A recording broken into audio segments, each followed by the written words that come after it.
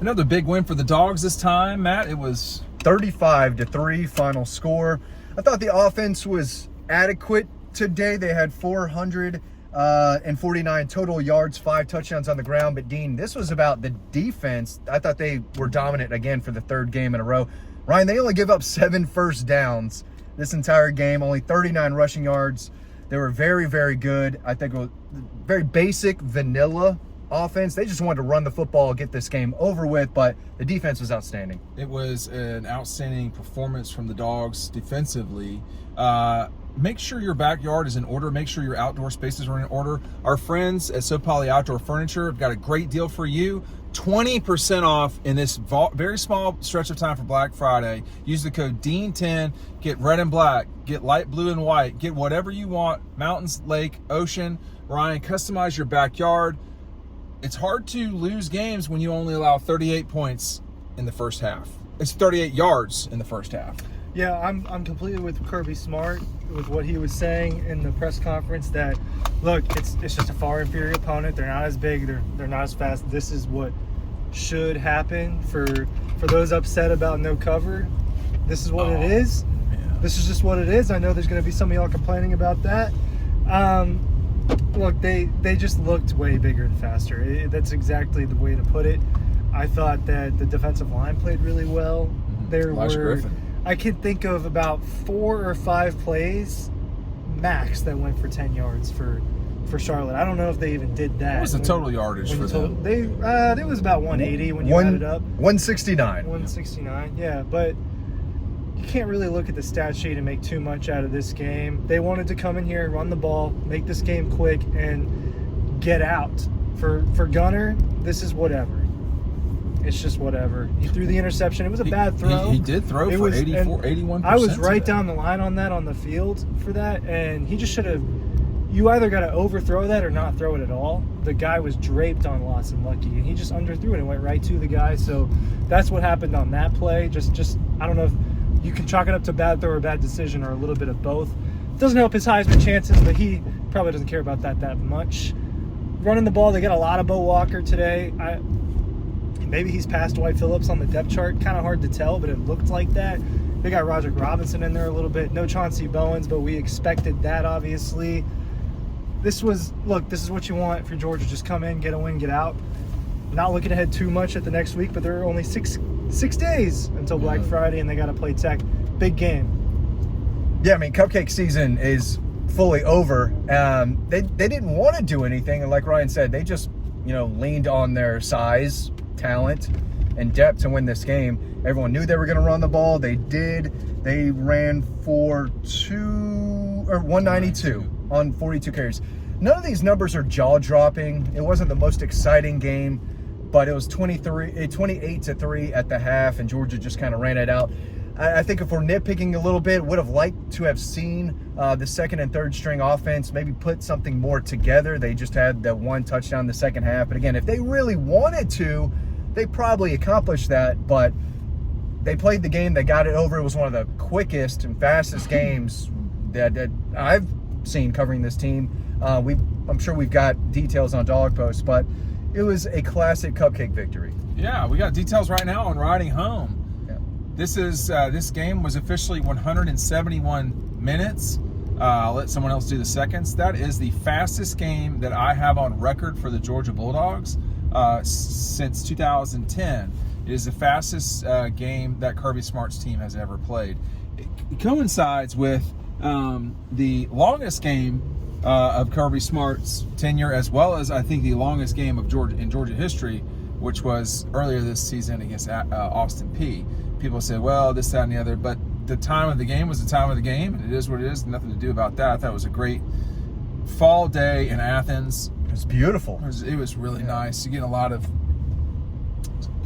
young children who are getting their first chance to come to games, stuff like this. I heard someone in the stairwell, our stairwell, I guess you could call it, the Dean Legge Memorial Stairwell. Not dead yet. The Dean Legge.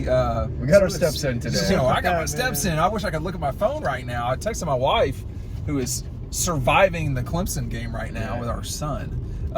Shout out to Jessica. Jeez. This is just a normal Saturday for me, man. Come on with all that now. You talking about the staircase situation? Yeah, all that walking around. Well, welcome to my world. Well, I will say my back hurts from being on the field for the whole time. It's like that one position, and I can't. I'm gonna have to roll out tonight. So look, I think you got to celebrate these days. I read Ryan's final feelings. It's important to realize. We walked around the stadium after the game. It's important to realize how nice Sanford is. Yeah. It's just a beautiful situation. I mean, Alabama does a great job. I think Bryant-Denny is very nice. There's not a lot of places like Athens. Sanford, and we'll just see. I think the thing about these days is somewhat melancholy. I will say that I will admit that I get seasonal depression starting about this time because it's over. I mean, next week it is tremendously sad. It's dark out at like 5:30. It gets dark. Yeah, I mean, I can't run today. Not that I need to, but I just watch a ton of basketball, and that's how I deal with it. Yeah, but my issue with it is like next weekend I'll get back to Athens at I'll get back. It's not a great example because Tech and Georgia are playing on Friday, but rivalry weekend is not like Labor Day. It's not spread out in a good way, Matt. It's spread out in a disappointing way where when that last game is over, it's over. And then it's like Georgia's only hitting stress moments from here on out. There's no more what's going to happen next. I think it's a melancholy day when we hit these moments. The Charleston Southern game in 22, this game. I mean, everything moving forward now is a test of where this Georgia team is. They'll be 12.5-point favorite over the Jackets. I'm going to go watch Tech the whole time. But again, I'll say, throw this. I swear to God, dude, I could never stop talking, and it would be completely fine with me. Yeah. It was the problem. No, it was a really, really nice day, but towards the end of it, I was thinking, what did we learn? What did we learn about this team? I learned that they are still very tough and very physical. Oh wait, hold on, look at that. That's aggressive. Oh, Santa Claus on a scooter. Santa Claus on a scooter. Interesting. That Santa Claus. He's got a wheelchair behind the scooter. He might be going to the bathroom right now. No, I think he's just holding the scooter. I think he's just holding on to the wheelchair. Oh, that's not great. We had the Santa Claus discussion. Yeah, that Santa Claus ain't drinking milk. We had the Santa Claus discussion. I'm just gonna. Who's we? You know who. Very. That's tough. I said, do not bring this up with your mother. Oh boy. Why couldn't we talk about this, April? Go. They were hitting hard out there. Chris Cole had a big sack. Elijah Griffin had a big sack. I thought Zion Branch played well from the secondary. Raylan Wilson led the team, Ryan, with 5 tackles. But it felt like guys at each level of the defense were out there making plays. They were swarming to the football, playing fast and physical. And their identity in the offense was what we've seen all year. They want to establish that run game. So it was a basic, kind of boring cupcake game. They won by 32, and now it's on to bigger games, obviously, in Atlanta. So we'll see. But this team, they can win it all. Oh, that's less definitive as last week. Every game. I said they can win it all. Yeah, but you're somewhat hedging with your tone. No, I'm just saying, even though they only scored 35 points. I don't think all today. this. I mean, right. I'm like, even that performance, I still think that this team could be the best team in college football still. We really don't know because Ohio State hasn't played anybody. I watched Georgia play Xavier in basketball. Xavier's trash, and Georgia had to survive. Georgia had to survive that. I still think they can wiggle their way to a berth in the NCAAs, and once you get in there, you don't ever know. But Ryan, you kind of know. They should get to the tournament. I'll just say that right now. They should get to the tournament. I'm not losing breath. Too soon for me to be definitive. I'm not being definitive. Okay. I'm not being definitive, but they are undefeated. The game with Clemson actually really matters on Sunday because even though Clemson lost to Georgetown, yada yada, if Georgia can just get this win, they will be set up to where not overwhelmingly impressive in the bigger games, but like Tech, Xavier. I mean, Xavier's not good. And they were winning that game by 12 with 8 minutes to go. I'll stop talking about the basketball, but it is, we're about to shift focus to that because there's not a lot between now and New Year's as it relates to football, Ryan. They might play 3 games. They might play 1. Yeah, I mean, like that's the melancholy nature of we this could be thing. talking about a roughly 35-ish day period where they don't play football if they beat Tech and the committee decides they're a top 4 seed Yeah, regardless. Vanderbilt of is what happens. destroying Kentucky right now. So one of Okay. your 3, backdoor ends is that's out the door now. Arkansas. Do we know what's happening with the other games? Well, Texas was up 8 at one point. but that's irrelevant. Next week, Arkansas, Mizzou is what matters, and then tonight, the Gators got to beat. So Gators then gotta you're getting beat- into. You could know tonight. Well, it's got to be a loss for Alabama or A&M. Yeah, and look, I talked about this a little bit on 5 for Friday. You want to play in the SEC championship game. The only reason is injury risk. That is the only reason you don't want to play in that game. But you can be the 2. You can be the move 2. up, Yeah. but it's about more than that. It's an important game. It's a huge game. It feels like a It feels like a national championship game, particularly when they're playing Alabama in it.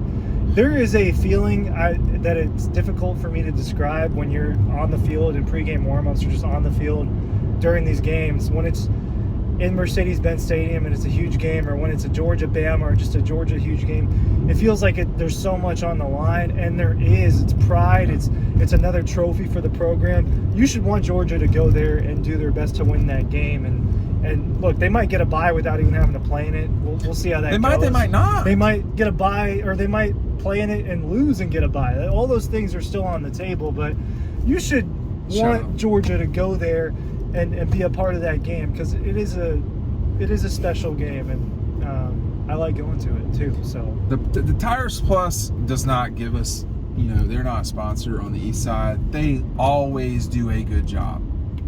I trust them completely. Oh, I thought you were pointing at the I was Mexican talking about restaurant. La Okay. Fiesta as well, which is now the set. party, right? That's what that means. Glory. The party. This La Fiesta? sign, That's which I'm not going basically to what mention it the is. company, is hilarious though. They have glory, gobble gobble. Glory. Gobble gobble. It's Gobble, Thanksgiving gobble. week for Matt DeBerry and company, and they got the jackets coming up soon thereafter, Matt. And Kirby very briefly talked about Tech tonight. He was a little bit. Kirby was sort of he dodged somewhat the question. moody Kirby, I guess you could say, look, tonight. it was a genuine question that Texas someone is asked winning him by 1. about the importance of the Georgia Tech game, and all he had to say was it's just The next game. Not And true. he's not going to act like that on Monday. He'll maybe say something, but if someone else asks him about the importance of it, and they asked how it was for him as a player too. They lost. He dodged it all. Yeah, maybe, I don't know. I was there. Maybe he was giving That was his flashbacks. senior game. They lost to Tech on a controversial call with Joe Hamilton. He lost his first game coaching against the Jackets on a great play. Yeah. Tons of mental toughness from the Jackets that night. And they're going against the best Georgia Tech team that the Jackets have had since 1990 probably, Matt. Well, I was going to ask you, is this the biggest Georgia Tech game of all time? Or maybe there's a game close. in, way close. back in history that might be better. This is a massive game for both teams, and it is their Super Bowl. I expect Georgia to get their absolute best. Ryan, I think we'll still get that big game feel. Even though it's Georgia Tech in Mercedes-Benz, I think the place is going to be rocking. And the Georgia Rocking Tech, with red. Rocking with red for sure. they cannot be looking ahead to the Georgia game tonight when they play. They totally could lose. Yeah. They could totally Yeah. lose that game. They They've totally been could playing lose. it. They've been playing it dangerously the last few weeks.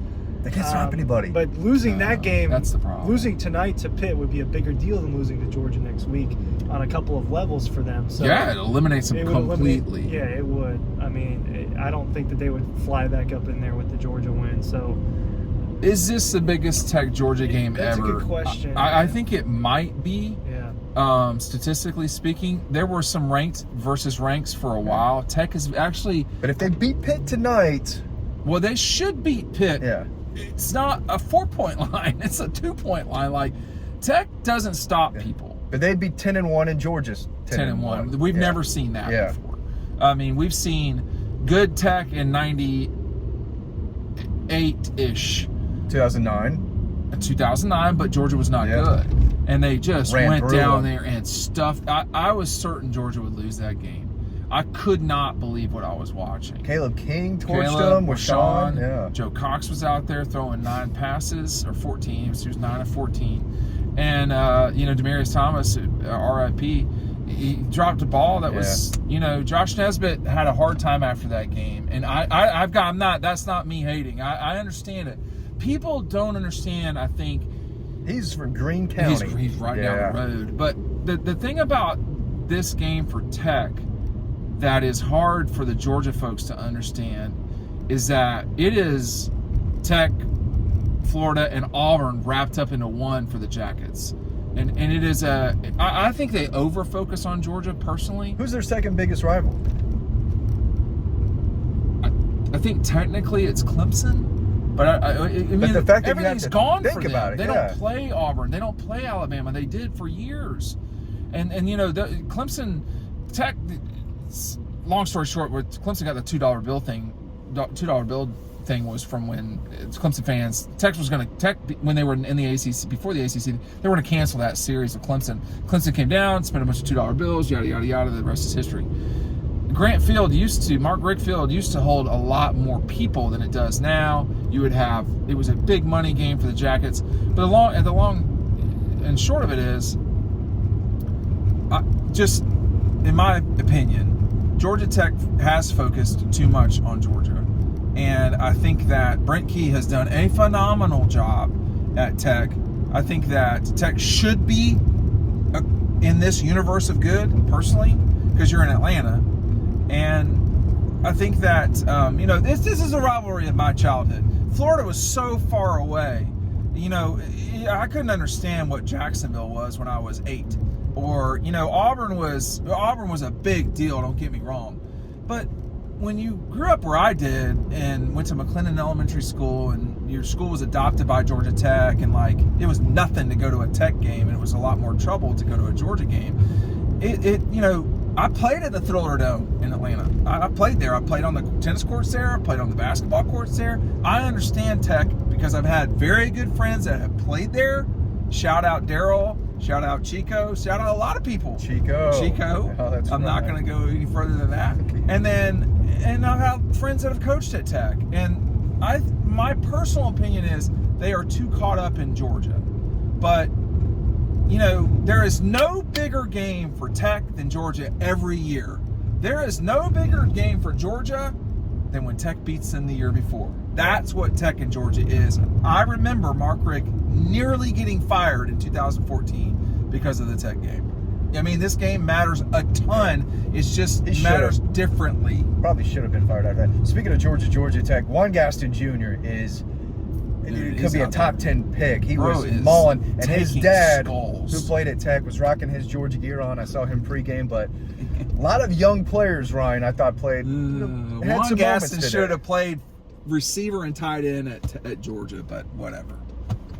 Junior's a big dude. Senior. Yeah. I don't know what I'm doing sitting here. Yeah, I'm just thinking about Juan not playing at Georgia. That was a very good Tech basketball team. I'll stop talking. That was Juan Gaston, Stephon Marbury. No, I am. I'm going to stop. It was Juan Gaston, Stephon Marbury, and Matt Harpring. Matt Harpring was really good. Those are good players. His kid's on Tech now. Yes. Great athletic family. Marist sucks. Go ahead. Yeah, another importance of games like today is young guys getting in-game reps. The argument that the practice reps matter a lot more is probably true when you're good on good in practice and you're going up against future NFL players. But game reps matter too because you're in the atmosphere. You're seeing a different color jersey the band outside. Is playing. There's more. Look, there's all sorts of jitters that happen when you get on the real field or the real court or whatever sport it is you play. There is a completely different feeling when you go, whether you know you're going to win or not. There's a little jitter inside you when you're about to play a real game, and you know that there's something on the line, and it's not just practice. So I think for the young guys, it was really important. They got a lot of reps, especially just an assortment of defensive players that are going to be big players for them over the next couple of years, and guys like Justin Williams out there till the end in the fourth quarter. He could be the starting middle linebacker for them next season. So I thought that was really important. But today they did their job. We didn't learn anything about them, and that's just kind of what it is with today. But 10-2 officially secured their playoff spot now. Yeah, it wasn't a perfect game, but I thought it was a nice, comfortable, easy senior day victory. And I think I don't want to say it should be a challenge. I think they're going to have to play really well next week to beat Tech. They should. They're 12-point favorites. Got to make some stops defensively, but they have a chance to make another statement and say, hey, we're not the number 4 team. We're getting better. We're getting a little healthier. We might be the best team in college football. Well, I think anytime Tech punts next week, anytime Tech doesn't score a touchdown, you've won. Yeah. And I am, overwhelmingly skeptical that Tech can stop Georgia. That's my thing. I think Tech got $10 million for this game. It's a sellout. We still don't know if we're credentialed for this game yet. It's in 5 days, and but it's going to be a sea of red. And the Tech folks, there's a lot of aggravation right now because the Tech students are in the upper deck, from what I understand. Yeah. I think Tech's in a tough spot on all of this, I have to say. But this is still, it's going to be weird with this game not on the campus. And this game, to me, matters more when it's in Atlanta at Mark Richt Field, okay? When it's at Sanford, it's just not the same. When it's in Atlanta, it's a knife fight, and you got a 50-50 crowd or so, maybe sometimes more than that for the Georgia people. But this will be an overwhelmingly Georgia crowd. It will be the hoity-toity crowd, too. It will be people the day after Thanksgiving, Ryan. This is a big game no matter where you're from. It's overwhelmingly important in Atlanta. Yeah, I'm looking forward to it. I think anytime that we can cover a game in Mercedes-Benz is a win for us. I know this group really likes being in there, and it's one of the premier venues in the world. The world, yeah, and in athletics across the country. So I'm excited to get in there at least once this season, potentially twice. Or 3 times. Or 3. That would be something if that happened. They did that in 2022. They played there 3 times. But back to your point, I'll throw it right back to you. I mean, the reason you want to play in the SEC championship game is because you can go higher and possibly get a semifinal in Atlanta. Yeah, that's what's so important. There are a lot of perks. I think the familiarity with the Sugar Bowl too, and there are all sorts of little things about it. At the end of the day, the trophy is what matters the most, and then putting another year on the wall where they won that. And when you look at the history and you see that in the last 15 years, only 4 teams have won that game. Is that right? Auburn, LSU, Alabama, and Georgia. Oh, you're talking about the SEC championship. The SEC championship. It's like Kirby was saying a couple weeks ago. That game is almost as hard to come by. Well, it ain't going to be Auburn. National championship. Is it going to be A&M? A&M could break that trend here and add another team. But next week against Tech, I agree with Matt. I think it's a rivalry game. It's going to be in a unique environment for that. Anything could happen. I do think Georgia will win that game, just looking ahead, but they need to play well. They can't go out and play poorly, or Haynes King and company. That guy's a dude, and he wills them on drives, and he can certainly will them. You saw it last year. When's the last time they didn't play well, Georgia? The last time they didn't play well? Auburn or Florida? They play all that. Plenty of moments against Florida.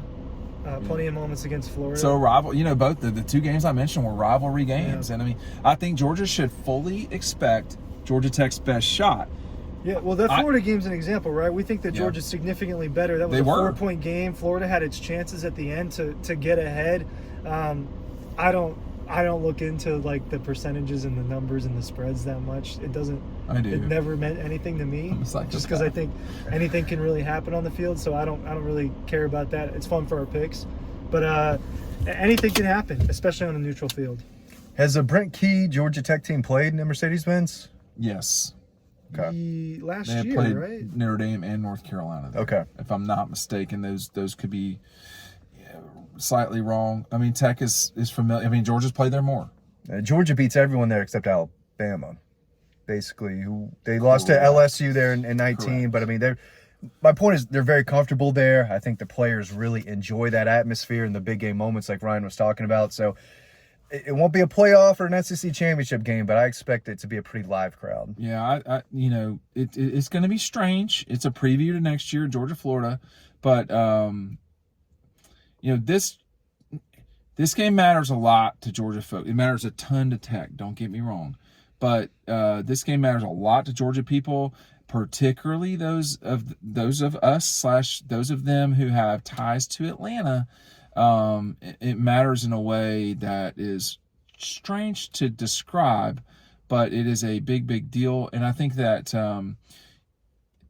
I like it on Black Friday, I gotta say. Oh, I'm a big fan. I'm a big fan. It adds a little bit more uniqueness to it, and then you get to watch the game. You get to watch the Iron Bowl. There's a lot that we can just sit back and enjoy on Saturday. I wish that Texas A&M was on Saturday as well, but that's not up to me. I think from here on out, you're going to see Tech Georgia on Black Friday. I think from here on out, you're going to see the Egg Bowl. I think they have established we're going to go Egg Bowl, Tech Georgia, and we're going to go Texas and A&M. Boom, boom, boom, and that's what they're going to do from here on out. And that the ABC, they understand it. They're not going to waste it or the Iron Bowl.